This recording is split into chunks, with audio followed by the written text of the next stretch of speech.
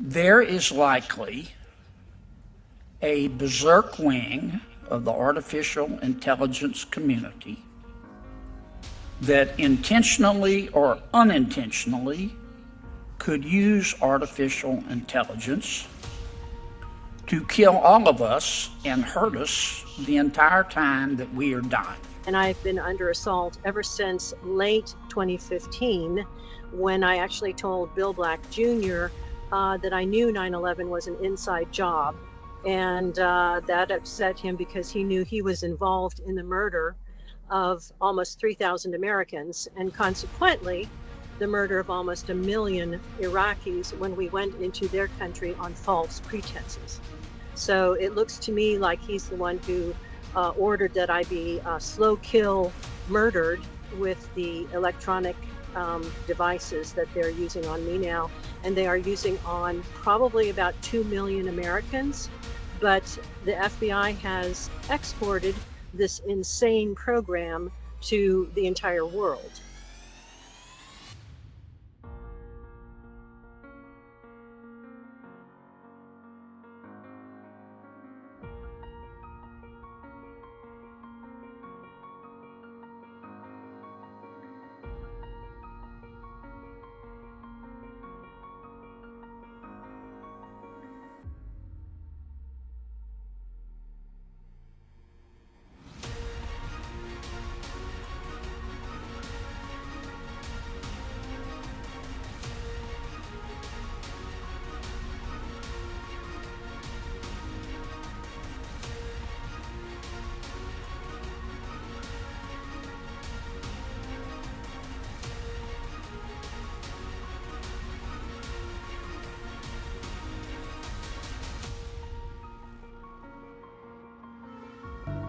Another example is the array of technologies, often referred to collectively as geoengineering, that potentially could help reverse the warming effects of global climate change.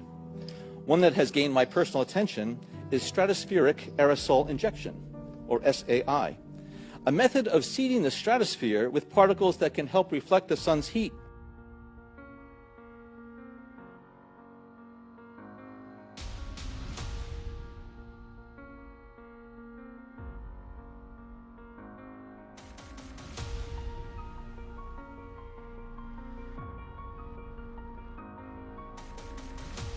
In just the last few hours, Karine Jean-Pierre says we are going to be pushing a new vaccine starting in September. Now, the CDC says that this new variant is more likely to infect you if you got the vaccine previously. I'm going to show it to you. This means that if you've been vaccinated for COVID, you are more prone to be infected by the new strain of COVID. This is effing crazy. Vaccine won't help us go the to the vaccine test, of course. will help us, of course. It will make things, more manageable. By hacking organisms, elites may gain the power to re-engineer the future of life itself. Because once you can hack something, you can usually also engineer it. All of life, for 4 billion years, dinosaurs, amoebas, tomatoes, humans, all of life was subject to the laws of natural selection and to the laws of organic biochemistry. But this is now about to change. Science is replacing evolution by natural selection with evolution by intelligent design. Not the intelligent design of some god above the clouds, but our intelligent design. I mean, with artificial intelligence, we are summoning the demon. You know.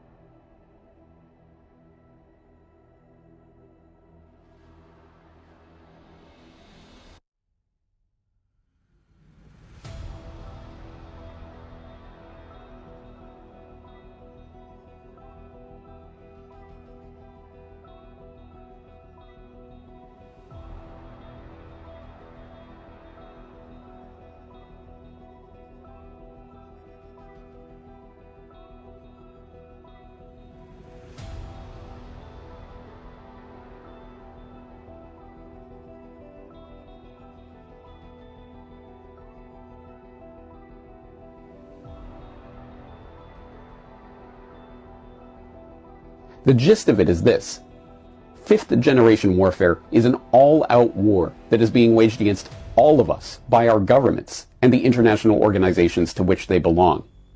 It's being waged against each and every one of us right now, and it is a battle for full-spectrum dominance over every single aspect of your life. Your movements and interactions, your transactions, even your innermost thoughts and feelings and desires.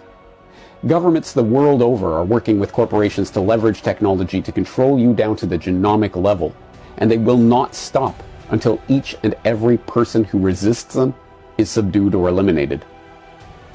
The most incredible part of all of this is that so few know that the war is even taking place, let alone that they are a combatant in it. The best way to understand this war is to look at some of the ways that it is being waged against us. Information warfare. Perhaps the most insidious part of the fifth-generation info war is that it has become so normalized that everyone knows it is happening, but no one thinks of it as warfare. Of course everything is advertising and propaganda, and of course it's being used to manipulate our behavior. That's just how the world works, isn't it? But we ignore the real nature of the info war at our own peril.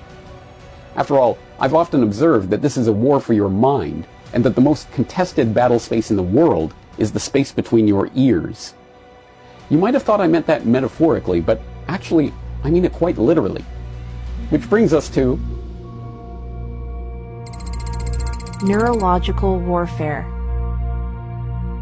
To anyone not yet a victim of the information warfare operation designed to prepare humanity for the coming transhuman dystopia, all of this sounds insane. But for those who have fallen for the InfoWars psyop of the enemy, these types of mind-altering technologies are exactly as advertised. Exciting opportunities to upgrade the feeble biological wetware we call our brain. I applied to work at the National Security Agency in 1982, and I was hired as an intelligence analyst, not an agent, but an intelligence analyst, and that pretty much means that I did research and wrote reports. So I was just sitting at a desk. I wasn't going out different places. I wrote top secret reports, classified reports, and sent them to the Pentagon, the military, various federal agencies. It just was like being a top secret reporter. That's all it was. Later in my career, I ended up doing a 6-month series of top secret reports that garnered all kinds of compliments. And I was told by the Pentagon and by upper NSA management that they think my reports had saved 2,000 lives or more. And I was very pleased with that. It's always nice to be a help to your fellow man. But later I found out that my big boss, somebody who was 2 or 3 people over me, decided that my reports would be a wonderful way to get his girlfriend promoted. So he took her name, he took her name and put them on my reports and took mine off, and she got a double promotion. And I, of course, was just told that my work wasn't considered good enough to be promoted for it. And it took me a couple years to find out about the deceit. When I did, I tried to ask the Inspector General at the National Security Agency to investigate. And it turns out that the woman who got my promotion had actually been sleeping with several of the managers. And it looks like it was on purpose to blackmail them for some foreign entity. Well, the Inspector General seems to have been working for that entity as well. And what NSA did was that they refused to investigate. Then they sent low-level security thugs, is what I call them, to stalk and harass me. And they expected me to complain about being followed and stalked so that they could call me paranoid and fire me. But I just ignored them for about 3 years. And what they did was that they ended up increasing the level of harassment. They killed my dog, my family dog, and they were basically stalking and harassing me as I drove. And that was very dangerous. So I finally ended up complaining. And when I did that, they did fire me. So I knew their pattern of harassment. I ended up suing them, which they did not like. And for several years, from 2009 to 2015, they did not overtly stalk and harass me, but I'm sure they kept an eye on me because I sued them. Well, in 2015, my lawyer basically asked the judge who was sitting on our case at the Equal Employment Opportunity Commission for a subpoena so that we could corroborate the identification of a very high manager at NSA who was he was caught burglarizing my house. He had gone into the house to put bugs into it, and my husband and I saw him leave. And I spent several months investigating, trying to find out who he was, and identified him as being an SES manager, which is about the highest type of manager you can find. And he was an electronics and computer expert. So he had gone into the house to bug it, not to see if I was doing something wrong, but to see how much I knew about what they were doing wrong. So the NSA got very upset that I had found out who he was, and I had moved from Maryland to Florida, and so NSA decided to go ahead and start a brand new stalking harassment campaign against me in Florida. And so they started that in early 2015. And I found out through investigation that NSA basically went to the fusion center. And now in the States, we have fusion centers in every state, and sometimes there are 2, 3, or more fusion centers. And those were created by the FBI right after 9/11, because our leadership decided that the upper echelon federal agents and people were not talking to the lower level law enforcement, which was baloney. That was not true, but they decided that was the whole problem with 9/11. And so they started creating fusion centers in every state where there are federal representatives essentially telling the local law enforcement people what to do. So NSA went to the fusion center in Tallahassee, Florida, and spread lies about me and said that I needed to be watched, which means I needed to be harassed, is what they were doing. So all through 2015, I had civilian mercenaries stalking and harassing me. And when they couldn't scare me away from the lawsuit, then they started paying people to hit me with directed energy weapons, just like those that were used to attack our American diplomats in Cuba and China. And I've been under assault ever since late 2015, when I actually told Bill Black Jr. That I knew 9/11 was an inside job. And that upset him because he knew he was involved in the murder of almost 3,000 Americans, and consequently, the murder of almost 1 million Iraqis when we went into their country on false pretenses. So it looks to me like he's the one who ordered that I be slow kill murdered with the electronic devices that they're using on me now. And they are using on probably about 2 million Americans. But the FBI has exported this insane program to the entire world. And so there are people in every single country who have been picked out to be false villains that their law enforcement will attack for money. They're being paid for as many people as they can attack. And so this is a money-making scheme all over the world, thanks to our FBI and our traders within the United States, unfortunately. When somebody is targeted, and it could be for any reason, and it could be for no reason. It could be because they're a whistleblower like I was, or it could be just that they need people to attack, a number of people, because the more people the fusion centers put on the terrorist watch list, the more money they get. So they really don't care what the person does. It could be a mother of 4, it could be a bus driver, it could be a dog trainer. It doesn't matter, So all they want are bodies, because this is human trafficking. Now, the first thing they do when they target someone is that they figure out a way to get a GPS chip in them, and that could be through a vaccination. It could be that they break into the person's home, knock them out through either frequencies or gases, knock them out and inject them with a GPS tracker so they know where the person is every minute of every day. And it also helps for them to aim the directed energy weapons at them if they're using directed energy weapons. They might be using gases and poisons. That's another method that they are testing for the war theater.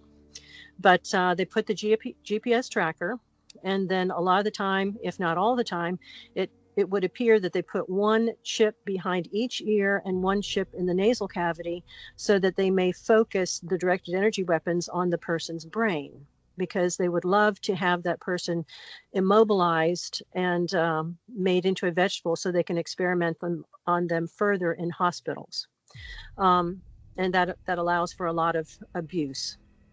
Another thing they try to do is somehow get you into the hospital to have nanoparticles injected into you, because when you get the nanoparticles injected into you, again, you're easier to find. But if you're having the electronic weapons being turned on you, then these nanoparticles pick up the directed energy weapons energy, and they reflect it inside your body so that you hurt much more, and it does much more damage than somebody who does not have nano inside them. So it is a means to increase the torture and increase the lethality of the directed energy weapons, because they want to hit you with a level that is low enough that the people around you don't necessarily feel it, though sometimes they do, but they want it to be strong enough to eventually kill you. So that is a precursor to put all of this garbage inside your body. There is a multiplicity of energy weapons. Now, if you look up Nikola Tesla, who lived in the late 19th century into the 1900s, he invented all kinds of energy weapons. If you even take sound and you basically put a lot of power behind that sound, and you increase that sound to a very, very, very high pitch, you can actually burn people with sound, and it's sound that you won't necessarily hear. It has been proven to stop the ability of animals and people to breathe. It can cause respiratory failure, and so you can actually hit people with this type of emanation and kill them from afar and have nobody around them know what has happened to them. So it has become a favorite of intelligence communities in order to assassinate people they find inconvenient. And they can use microwave. They can, a lot of this is electromagnetic energy. And you just look at the spectrum of electromagnetic energy, and you'll see all kinds of frequencies, all kinds of different effects. They've studied frequencies to the point that they can hit somebody with a frequency in their house, have them not even know that they're being hit, and induce suicide. They can induce suicidal feelings. They can hit a crowd of people that is just peacefully protesting, and they can induce them to become absolutely enraged, and the people won't even have any idea why. Well, why would they do that? To discredit whatever the people are protesting. Let's say the people are protesting an invasion that was not right, or a government policy that was criminal or unfair. And in order to discredit them, they will turn a frequency on the protesters to make them violent. And they'll say, see, we don't even have to pay attention to these people because they're crazy. And of course, they love to discredit anybody, everybody as being crazy. It's a throwback to the Soviet Union. It's a throwback to communism, where all the dissidents were basically called crazy and put in mental institutions instead of prisons, because they essentially did the same thing. They took the person off the street and they shut them up. And there are a lot of weapons that are called non-lethal weapons. They call them non-lethal, but they were never designed to be non-lethal. And I have that from an expert in the field who, his name is Paul David Galbots, and he was a security person who oversaw the testing of these weapons. And he was telling me that he was working at a particular army base where the people would go out and either take dogs from the shelter, or they would steal them out of people's backyards to bring to the base to test these weapons on. And then early, before people started to come to work in the morning, they would take the bodies of the animals out and dispose of them. So I found that horrendously despicable to begin with. But he was saying that he knew for a fact that all the military people knew these weapons were never intended to be non-lethal. And you hold them on a person's house through the night when they're sleeping, let's say from midnight to 6 in the morning, you can kill them. And the reason they do that when they're sleeping is they don't want the person to know that they are being assaulted and that they are in trouble, because these weapons can speed up your heart rate to like 170, 180, 190 and kill you. And it's going to look to the coroner like you just died of a heart attack.